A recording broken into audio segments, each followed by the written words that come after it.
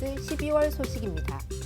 우리 어린이 친구들은 빈대 잡다 초가 삼간 태운다는 속담을 들어본 적 있을까요?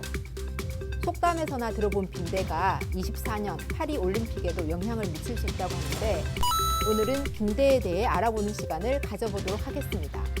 고난돌림, 빈대는 어떤 곤충이며 빈대가 발견되는 장소의 공통점은 어떤 것들이 있을까요?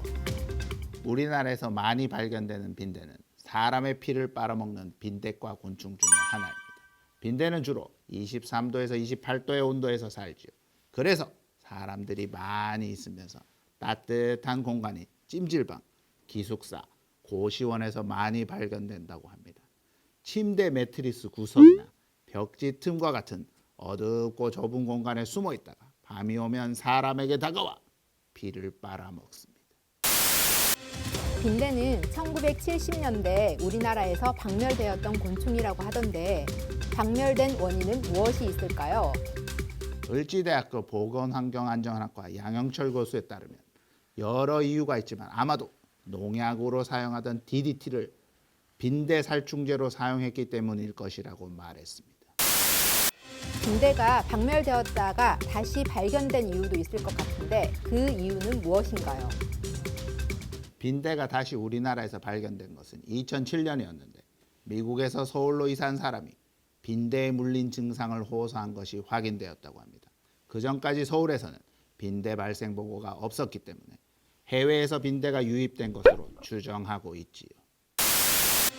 빈대가 어떻길래 빈대 잡으려다 초가 삼간 태운다는 속담까지 생겼을까요? 빈대는 주식인 피를 먹지 않고도 기온 23도에서 약 80일까지나 살고 13도씨에서는 300일 넘게 산다고 합니다.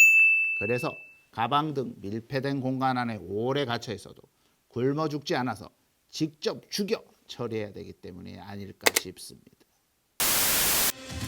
빈대가 우리 집에 나타났다면 어떤 단서를 찾으면 될까요? 빈대가 우리 집에 나타난 증거는 3가지가 있습니다.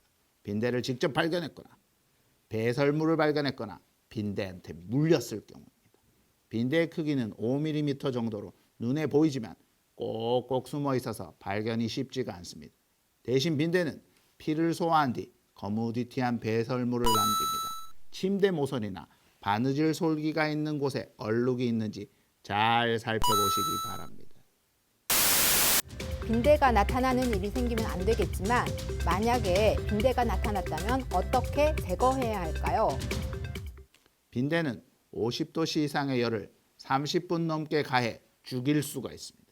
빈대가 잘 달라붙는 옷 등의 섬유는 고온 건조기에 돌려서 빈대를 죽일 수 있지요. 해충 방역 업체에서는 불필요한 물건은 최대한 버리거나 밀폐 보관한 후 집 구석구석을 스팀기를 이용해서 고압의 진기를 쏘아 빈대를 은신처에서 끄집어내고 튀어나온 빈대는 살충제로 처리한다고 합니다. 이렇게 방제가 어려우니 평소에 빈대가 생기지 않게 조심하는 것도 매우 중요한데요.